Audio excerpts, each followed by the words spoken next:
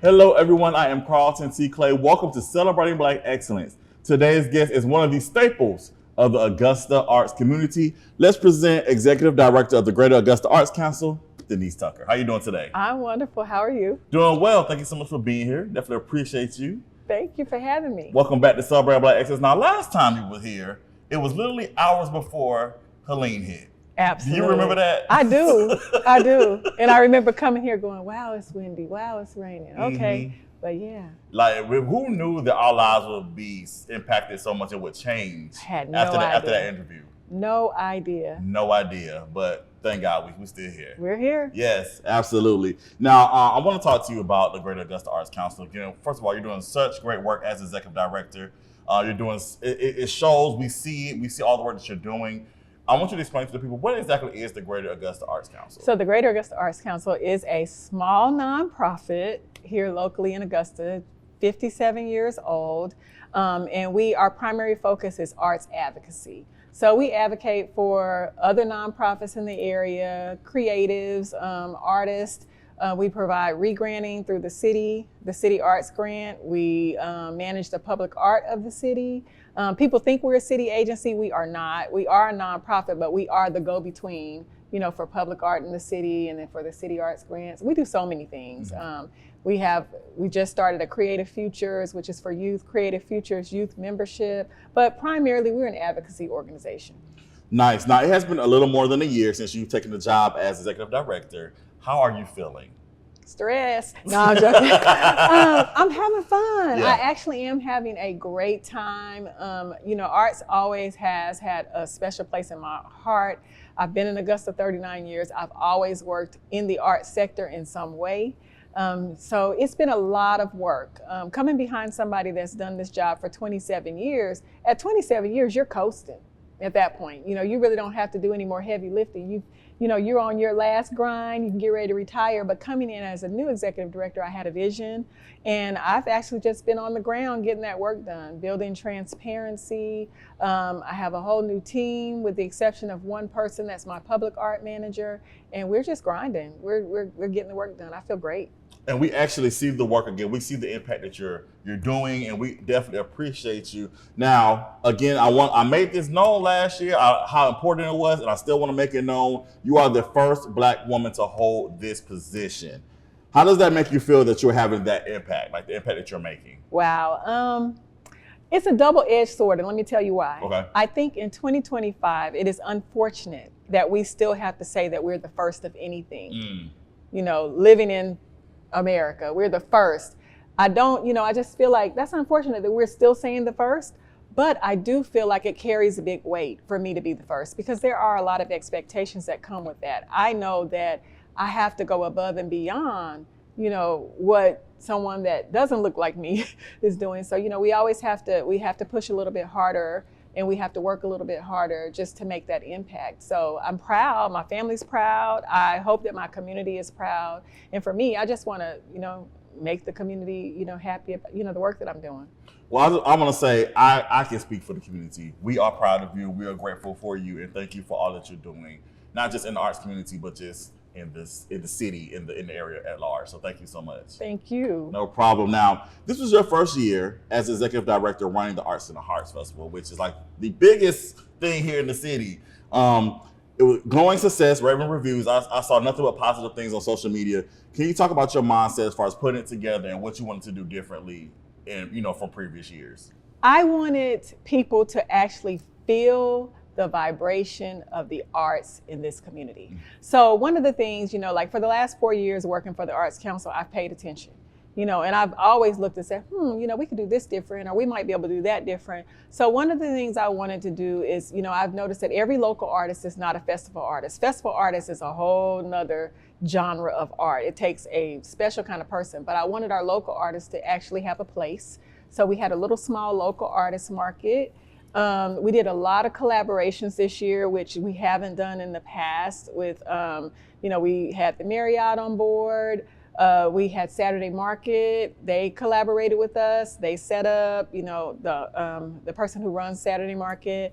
I wanted VIP to feel like VIP. So we had Helms College on board, and they provided the food for VIP.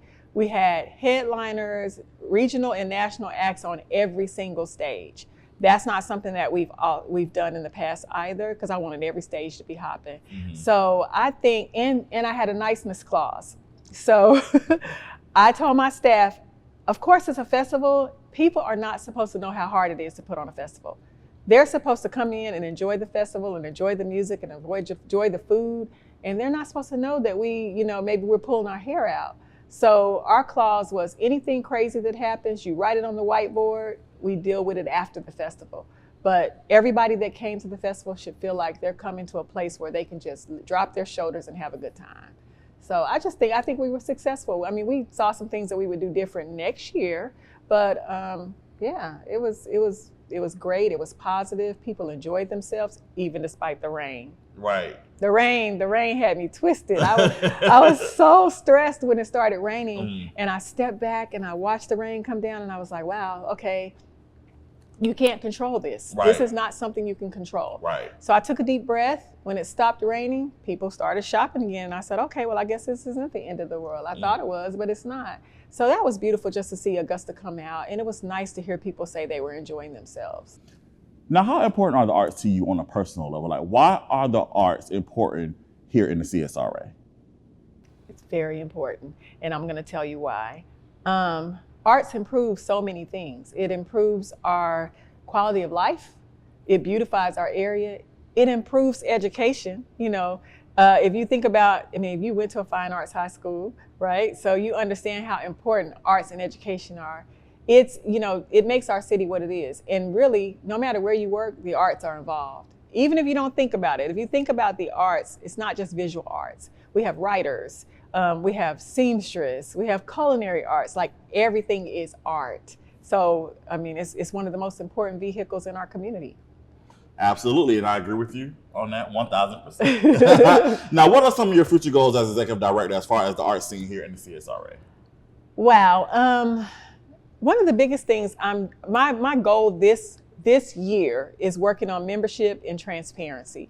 And the transparency just comes with letting people know what we do, who we are, kind of expanding that impact so that people really understand what the Arts Council is here to do. Because I think there's a misconception. People really don't know. So that transparency, and also getting some more funding so that we can actually reach out and do more. Right now, we're kind of limited. Like we of course, everybody knows Arts and Heart. That's really the bulk of what people know us to do. They don't realize that we have programming all year. Mm-hmm. We have a really big resource hub. Probably anything you can think of, we have it. Podcast equipment, from podcast equipment to DJ equipment to Marley flooring, we have it for our members to borrow. I started a Creative Futures, like I said earlier, for our youth.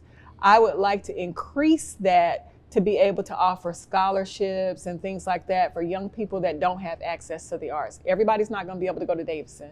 Everybody can't get into the mini theater if it's full, or Jesse Norman. So for these programming, just providing more access, and more opportunities for artists, mentorship, workshops. Those are some of my immediate goals. I have some long-term goals too, but I'm trying to keep those under my hat. Yeah, right. We got you. We did well. When you're ready to reveal those things, you come on back. I will. And you let us know what you got going on. It's gonna be once I have it locked down, then I come. I know that's right. I know that's right. Now, why should people join the Greater Augusta Arts Council? Because that's how we do our work. We, just like any other nonprofit, I think, and like I said, I think that's where people get it twisted. They think that we are a city arm and we are funded by the city. Just like other NGOs, we do get some funds from the city, like other nonprofits, right? But we're not funded by the city to operate. So when people are calling and they're saying they want a sponsorship, or they want us to do this, or they want us to collaborate, we need membership dollars to be able to do that, because we have a budget just like everybody else. So without membership, we can't do the work that y'all asking us to do. Like, it's just not possible, because we have to have funds to do that. So membership is extremely important if you want us to increase our impact. Right. And with that being said, if people want to join, how can they do so? They can go to AugustaArts.com, click on membership, join the Arts Council. Membership tiers are very reasonable. They start at $35 a year and go all the way up to $500 a year, just depending on how much access you want and what you want for your membership. Or if you don't do the internet thing too well, call our office and we'll get you set up.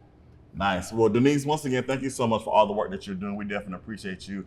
And I want to let you know that I actually brought you here for another reason other than doing this interview, because we want to present you. You are this month's winner of the Mary L. Jones Black Affirmation Award for the month of October. We appreciate you. We want to give you your flowers, and thank you so much for all the work that you're doing in the community. So this is for you. Congratulations for being the winner for Black Excellence for the month of October. You should have told me so I would be caught off guard. Now I'm going to cry. This was to be a surprise. I wanted to be surprised. Thank you so much. I appreciate it so much. Yes, thank you. You're welcome. Again, you deserve your flowers, and we appreciate you again for all that you're doing for us, and we thank you so much. Thank you for having me. No problem. You are Black Excellence. Always remember that. Thank you. No problem. All right, everyone. I am Carlton T. Clay. This is Celebrate Black Excellence. We celebrate Black Excellence every day. Have a good one.